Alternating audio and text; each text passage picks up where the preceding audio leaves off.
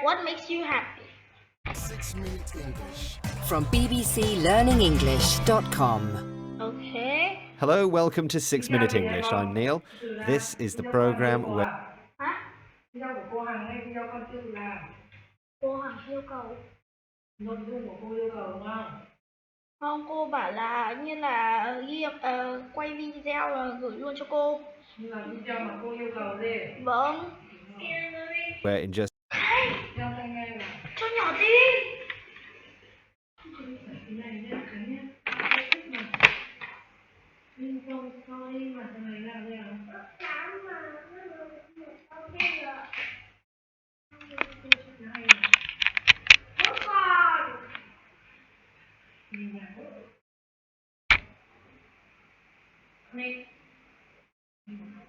For 6 minutes, we discuss an interesting topic and teach some related English vocabulary. And joining me to do this is Rob. Hello, Neil. Now, Rob, you seem like a Okay. happy chappy.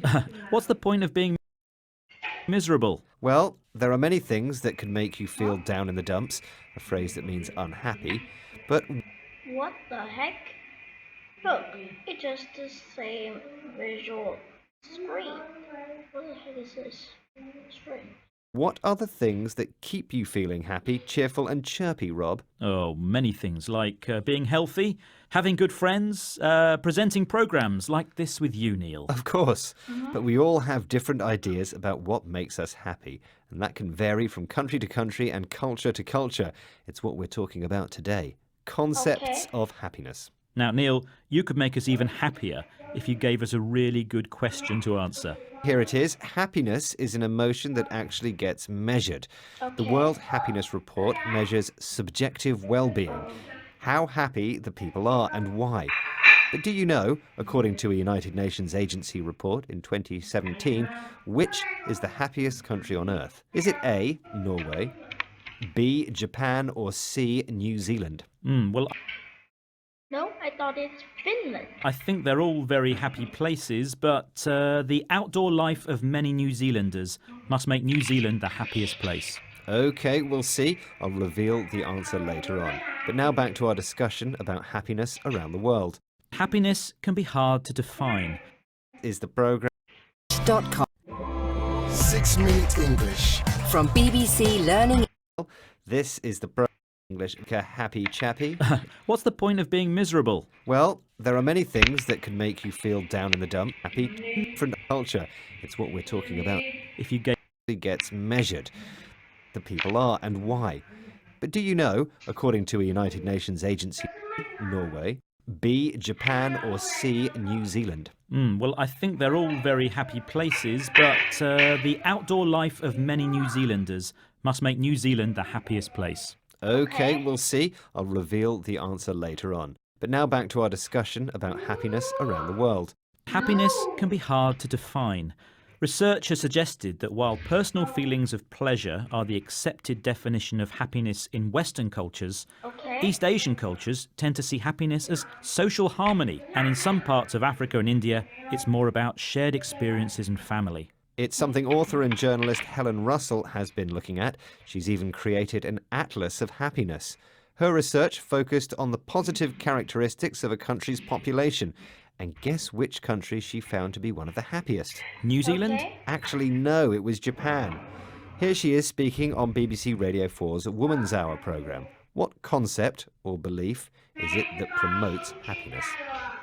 Millennials and perhaps older people are better at remembering wabi-sabi, this traditional Japanese concept around celebrating imperfection, which I think is something that's so helpful these days, especially for women. It's this idea that there is a beauty in aging. It's to be celebrated rather than trying to disguise it or trying to cover up the scars. Instead, you gild them with kintsugi. If you break a pot, instead of chucking it away, you mend it with gold lacquer, so the scars, rather than being hidden, are highlighted in pure gold. We all have laughter lines, and rather than being ashamed of them, there's something to be celebrated.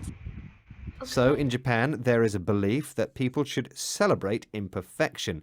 Imperfection is a fault or weakness. So, rather than hiding something that's not perfect, we should celebrate it. Getting old, for example, is not something to be ashamed of.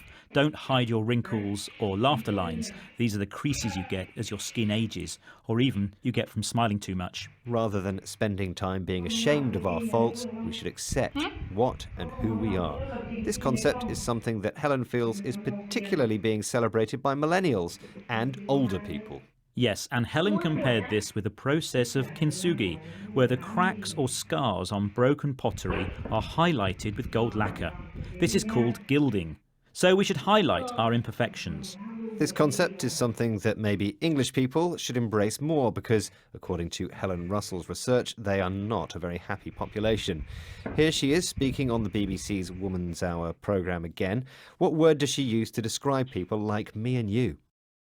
In England, what we have is jolly, which many of us now associate with this kind of jolly hockey sticks or as a maybe perhaps an upper class thing. But actually, it's something that really plays through a lot of British culture in a way that we may not think of so much. So there's this sense that in a lot of our comedy, in a lot of our approach to life, you just you get out there, you go for a dog walk, you have a boiled egg and soldiers, and we do sort of get on with things. It's a coping mechanism. It's not perfect, but it's worked for many Brits for a while. In the past, we would use the phrase jolly hockey sticks, a humorous phrase used to describe upper-class schoolgirls' annoying enthusiasm. But Helen now thinks jolly describes an attitude that is used as a coping mechanism. That's something someone does to deal with a difficult situation. We smile, do everyday things like walking the dog, and just get on with life. I guess she means carry on without complaining. Well, here's something to make you happy, Rob. The answer to the question I asked you earlier, which was, according to a United Nations agency report in 2017, which is the happiest country on earth? Is it A, Norway, B, Japan, or C, New Zealand?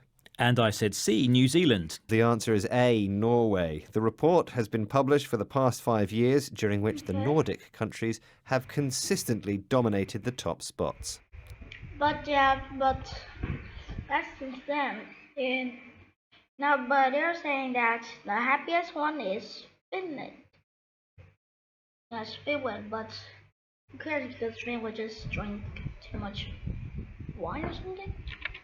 OK, now it's time to remind ourselves of some of the vocabulary we've mentioned today. We mentioned the phrase down in the dumps, which is an informal way of describing the feeling of unhappiness, sometimes with no hope. The next word was imperfection, which is a fault or weakness. You won't find any imperfections in this programme, Rob. Glad to hear it. Maybe we should gild this script. To gild something is to cover it in a thin layer of gold. We also heard about the word jolly, which means cheerful and happy. And being jolly can be used as a coping mechanism. That's something someone does to deal with a difficult situation. If something doesn't go well, you just smile and carry on. Well, there's no need to do that in this programme. Now there's just time to remind you that we have a website with lots more Learning English content. The address is bbclearningenglish.com. Thanks for joining.